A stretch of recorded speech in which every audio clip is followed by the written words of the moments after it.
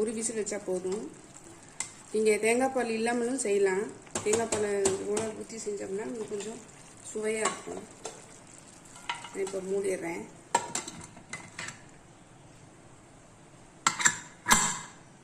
Medium ஃப்ளேமில் ஒரு whistle வந்தாலே போதும்.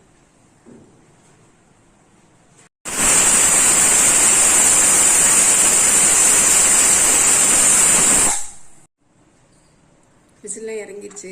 நம்ம இப்போ எடுத்து பார்த்துடலாம்.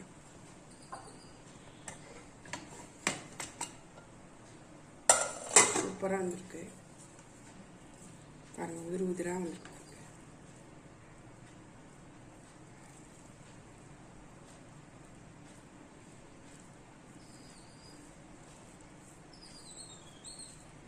சூப்பராக வந்திருக்குங்க.